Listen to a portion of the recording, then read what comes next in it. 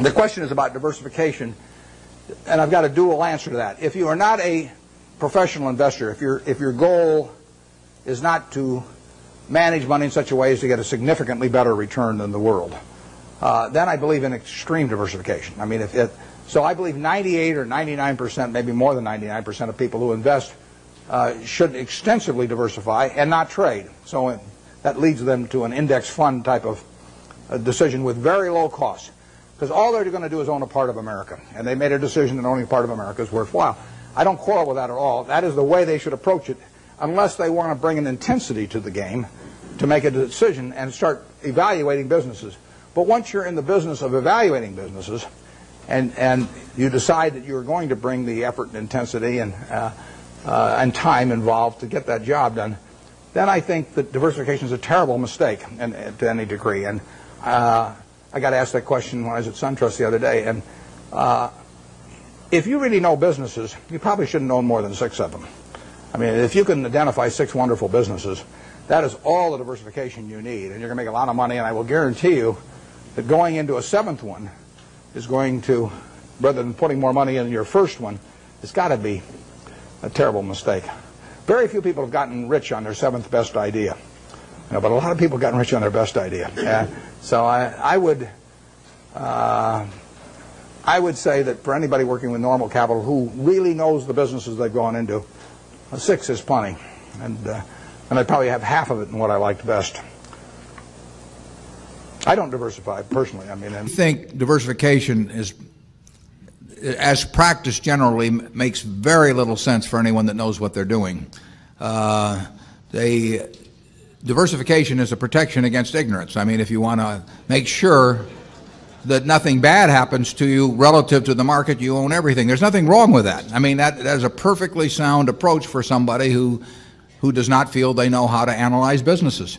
If you know how to analyze businesses and value businesses, it's crazy to own 50 stocks or 40 stocks or 30 stocks probably, because there aren't that many wonderful businesses that are understandable to a single human being in all likelihood, and to have some super wonderful business and then put money in number 30 or 35 on your list of attractiveness and forego putting more money into number 1 just strikes Charlie and me as madness.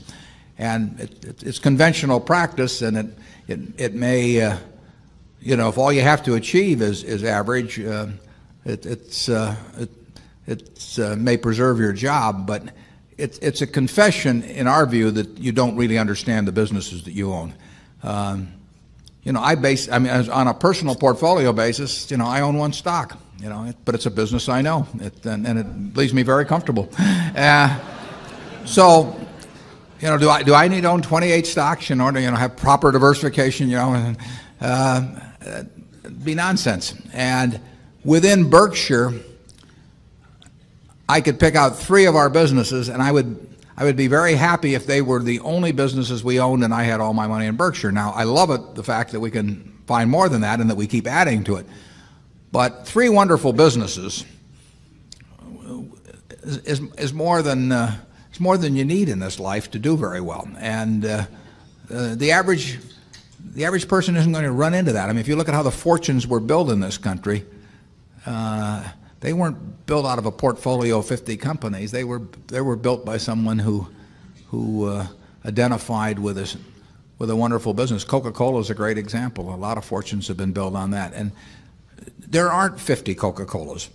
There aren't 20. If there were, it'd be fine. We could all go out and diversify like crazy among that group and get results that would be equal to owning the really wonderful one. But you're not going to find it. And the truth is, you don't need it. I mean, if you have a really wonderful business, is very well protected against the vicissitudes of the economy over time and the competition. I mean, we're talking about businesses that are resistant to effective competition, and 3 of those will be better than 100 average businesses, and they'll be safer, incidentally. I mean, there is less risk in owning 3 easy-to-identify wonderful businesses than there is in owning 50 well-known big businesses. Big opportunities in life have to be seized. We don't do very many things, but when we get the chance to do something that's right and big, we've got to do it. And even to do it in a small scale is just as big a mistake almost as not doing it at all. I mean, you've really got to grab them when they come, because you're not going to get 500 great opportunities. You would be better off if when you got out of school here, you got a punch card with 20 punches on it, and every financial decision you made, you used up a punch.